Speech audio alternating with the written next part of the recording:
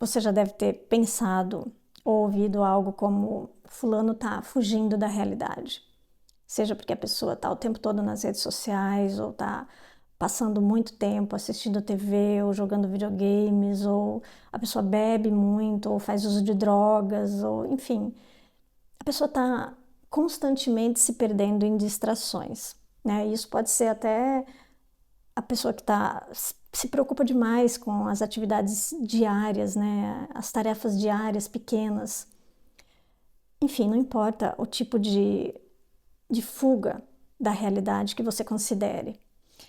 Mas já te ocorreu que, na verdade, muitos de nós nunca esteve de fato na realidade, ou pelo menos não integralmente? O que eu estou querendo dizer é que não é que a gente esteja na realidade e esteja tentando fugir dela. Na verdade, muitos de nós, né, ainda nem conseguiu chegar à realidade, habitar a realidade. E por quê? Bom, porque em algum momento, geralmente muito precoce da nossa vida, a gente entendeu que a realidade não é um lugar seguro para estar. Então, quando a gente vai se aproximando dela, né, a gente vai se aproximando de alguma verdade interna ou externa, algo que a gente não quer entrar em contato, a gente recua. E uma forma eficaz de fazer isso é recorrendo a distrações, né? Então, vícios, entretenimento, o excesso de trabalho e até o isolamento. Tudo isso são formas de evitar a realidade e não estar no mundo plenamente. E isso é um problema, né? Porque, como vocês sabem, a gente concretiza coisas, a gente realiza coisas aqui na realidade, né? A gente pode até ficar fazendo planos, sonhando, imaginando, mas se a gente não tiver na realidade para concretizar, ó, colocar a mão na massa, a gente não faz nada, né? A gente vai passar, a gente vai ser muito criativo, pensar muito, fazer muitos planos e não vai fazer nada no final, né? Vai ficar tudo aqui na mente. Então, de cara, é preciso ter em mente que não acessar a realidade, não conseguir habitar a realidade, é um grande problema para nós.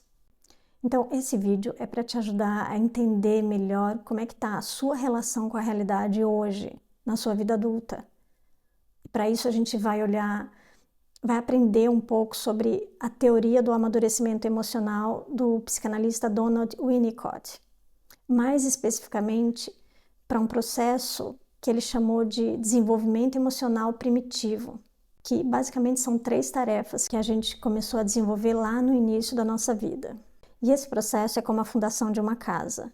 É onde a gente vai começar a desenvolver a nossa capacidade de se relacionar com a realidade, onde a gente vai começar a estruturar a nossa personalidade e desenvolver a autonomia, né? E não é que a gente nunca mais vai poder mudar isso, né?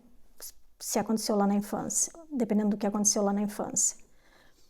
Assim como uma casa, dificilmente a gente vai mexer na fundação, né? Mas a gente pode alterar a sua estrutura, né? A partir do que a gente sabe sobre a fundação, né? Ninguém vai mexer na estrutura de uma casa sem saber o que está na base. Então é sobre isso que nós vamos conversar hoje. Mas antes eu queria compartilhar com vocês um pouco mais sobre a realidade da perspectiva do Winnicott. Eu acho que isso vai ajudar vocês a entenderem melhor o processo de desenvolvimento emocional que ele propôs. Então, a primeira coisa que é importante dizer é que, para o Winnicott, diferente de outros psicanalistas, a realidade não é algo frustrante, algo difícil de tolerar. Para ele, a realidade é um lugar seguro. E mais, ele diz que algumas pessoas precisam da realidade, como uma necessidade mesmo, para existir, para estar no mundo. A segunda coisa é que, para ele, a realidade ela não está dada, ela precisa ser construída, ou melhor, ela precisa ser alcançada. E o caminho é o desenvolvimento da maturidade emocional. Então, veja, para o Winnicott, habitar a realidade, entenda que a realidade compartilhada com todos, né, não só aquela fruto da nossa imaginação ou dos nossos traumas. Então, para ele, habitar a realidade é ao mesmo tempo uma necessidade vital, né, uma necessidade de ser, de existir, e uma conquista, porque é um processo longo, muito longo, que começou lá no colo da nossa mãe, né, numa fase em que a gente dependia 100% do ambiente, e vai durar por toda a nossa vida. Bom, então vamos lá, eu vou falar sobre as 3 grandes tarefas, né, do desenvolvimento emocional primitivo da teoria do Winnicott. Embora elas sejam fases progressivas de amadurecimento emocional, elas vão meio que acontecendo ali ao mesmo tempo, né? E claro, idealmente deveriam ter acontecido lá no início da nossa vida, né? Como eu falei no exemplo da fundação da casa. Mas se interrompidas, né, ou houver falhas, né, nessa tarefa de desenvolvimento, ela pode ser retomada em qualquer momento da nossa vida. Agora, por exemplo, com 80 anos de idade. Bom, então vamos falar da primeira tarefa, que é a integração. No início da vida, o bebê ele não tem uma experiência contínua de si mesmo, ele vive de forma fragmentada, né? Sem uma noção clara de tempo, espaço ou identidade. Aos poucos, com os cuidados maternos, né, suficientemente bons e consistentes, né, como ser alimentado, ser banhado, ser tocado, né, com suavidade, ser segurado firme e amorosamente no colo. Enfim, a repetição desses cuidados vão dando ao bebê a sensação de unidade, de continuidade, no sentido de existir mesmo, né? E esse é o início do vir a ser, né? De se tornar um indivíduo único e inteiro. Segundo Winnicott, nós temos uma tendência inata à integração. Nós vamos internalizando e integrando as experiências ali do ambiente conforme a gente vai vivendo, né? E é isso que vai nos enriquecendo.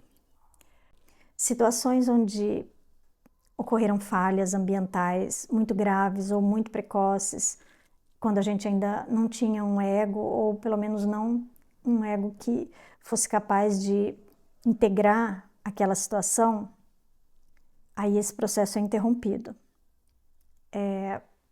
Um trauma, por exemplo, né, que fica ali congelado para ser experienciado numa outra fase da nossa vida, onde a gente pode ter um ego mais estruturado ou um ambiente, né, mais favorável para a gente poder experienciar novamente, né, reviver aquela situação para poder integrá-la.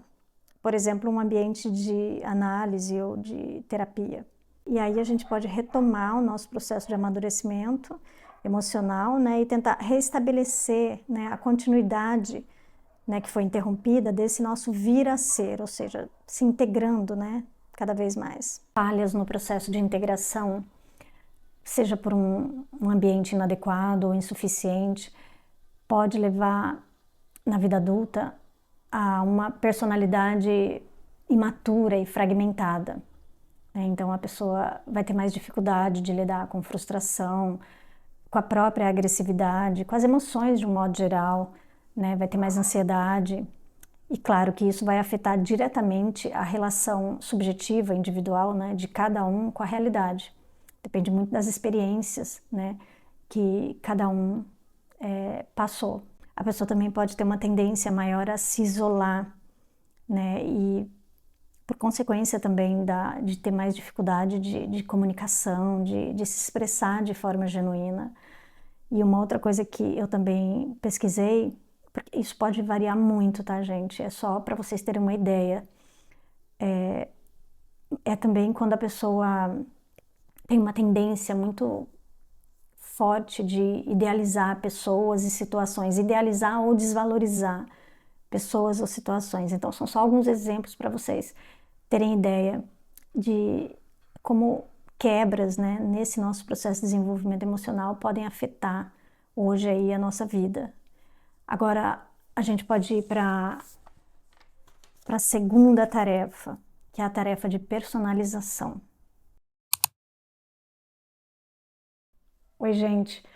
Eu precisei interromper a gravação do vídeo ontem porque a minha iluminação natural aqui nessa época do ano ela está um pouco prejudicada e a iluminação natural dá muito reflexo no meu óculos, eu não gosto. Então, vamos dar continuidade agora. Então a gente estava falando do processo de desenvolvimento emocional, né? A gente falou da primeira tarefa, que é a tarefa de integração, e agora a gente vai dar continuidade falando sobre a tarefa de personalização. E esse é um momento fundamental. É quando o corpo ele passa a ser um lugar de existência, né? Aqui o self ele começa a se enraizar em algo concreto.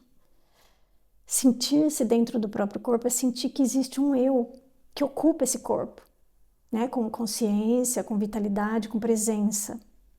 Então, é a vivência do indivíduo sobre o seu próprio corpo e a sua identidade. A falta de um ambiente que suporte a tarefa de personalização pode criar uma fragilidade no vínculo entre mente e corpo e gerar na pessoa uma desconexão com o corpo e, consequentemente, com as emoções que estão nele, né? Então a pessoa, ela fica vivendo ali muito na própria cabeça, né? Ela se refugia na função mental, né? Ou seja, em fantasias, nos próprios pensamentos. E isso vai afastar ela da realidade, né? Porque o nosso corpo, ele é importante para nos trazer de volta para a realidade, que é onde efetivamente a gente concretiza as coisas, né? A gente põe a mão na massa. Outra coisa que é muito importante de dizer é que quando o processo de personalização ele é comprometido, é muito comum que a pessoa desenvolva o falso self. Então, por exemplo, se lá na infância você sentiu que o ambiente era ameaçador ou inseguro, né, principalmente numa fase muito precoce da vida, onde o ambiente era majoritariamente a mãe, esse foi um terreno fértil para o falso self se desenvolver, né, numa tentativa de se proteger mesmo, de agradar o ambiente. Ou seja, nós tivemos que se adaptar muito precocemente ao ambiente, ao invés do ambiente se adaptar a nós. E aí a gente vai estruturando a nossa personalidade em cima desse falso self, né? E aí depois isso vai ser um belo de um grande problema, né, para a gente poder desenvolver uma identidade autêntica e saudável.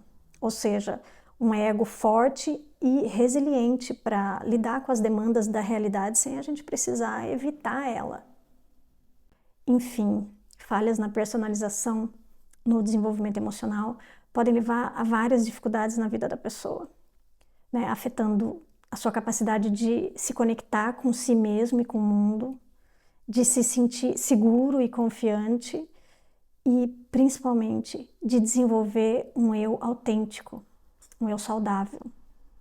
Um receio que eu gostaria de compartilhar com vocês é será que um comprometimento na personalização, né, do desenvolvimento emocional não está levando as pessoas hoje a se conectarem com um perfil em redes sociais ao invés de se conectarem com si mesmas?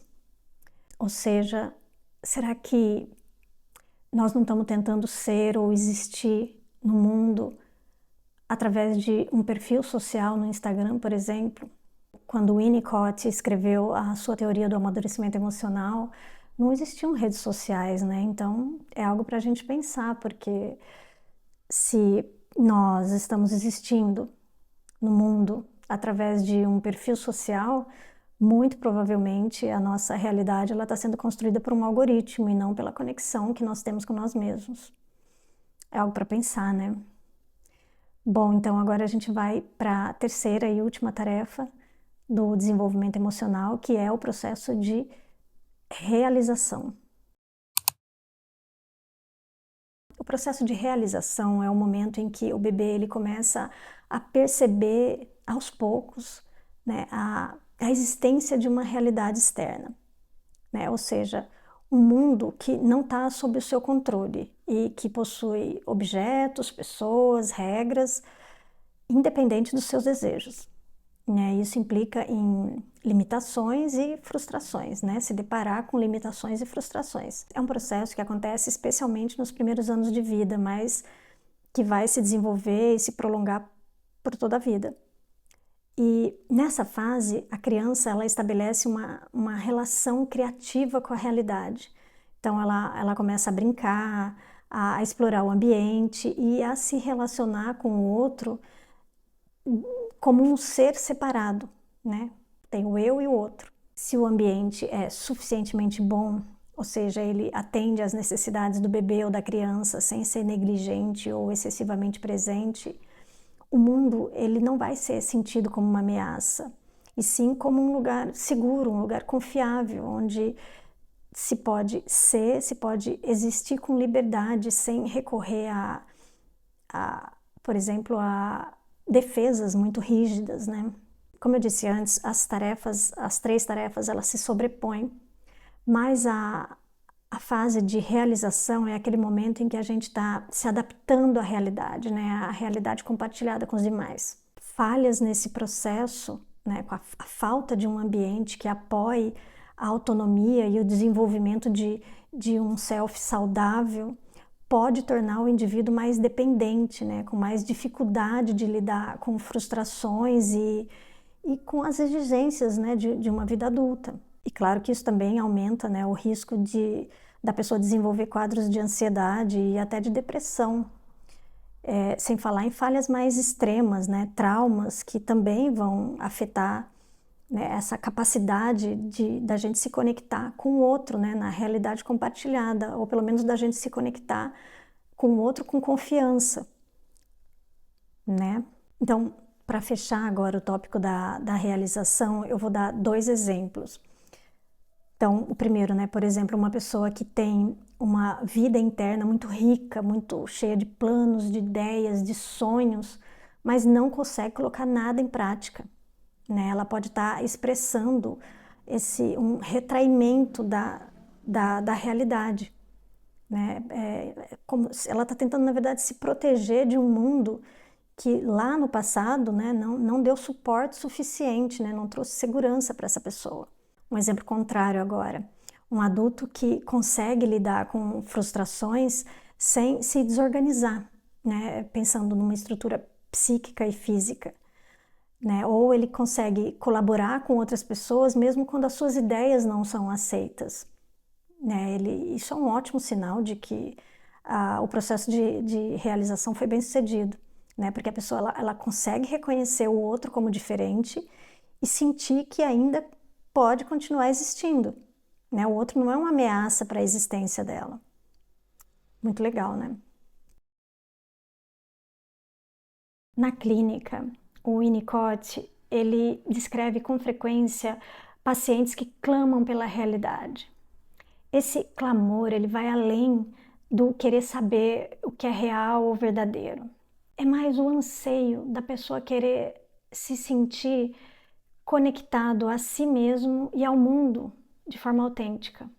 Quando alguém começa a emergir do falso self ou o verdadeiro self, ele começa a encontrar lugar, espaço para se expressar, o que a pessoa deseja profundamente é existir na realidade, é estar aqui, viver de forma encarnada, criar, sentir, se relacionar. Por exemplo, um paciente que começa a desejar trabalhar, amar, ou simplesmente se relacionar com as pessoas, né, sem se esconder. Ele está expressando esse clamor pelo real, né? E esse movimento, ele também vem acompanhado de angústia, mas também de uma esperança de, enfim, poder habitar o mundo. Então, concluindo, existir na realidade é uma conquista emocional. Não está dado, não está pronto, não é garantida, mas é possível e principalmente é profundamente desejável. E o Winnicott, ele nos mostra que em um ambiente suficientemente bom, né, mesmo que seja só hoje na nossa vida adulta, é possível a gente percorrer o caminho necessário para habitar o nosso corpo, sustentar o nosso self e encontrar o outro, ou seja, nos relacionar de forma saudável. Eu espero que vocês tenham gostado do vídeo.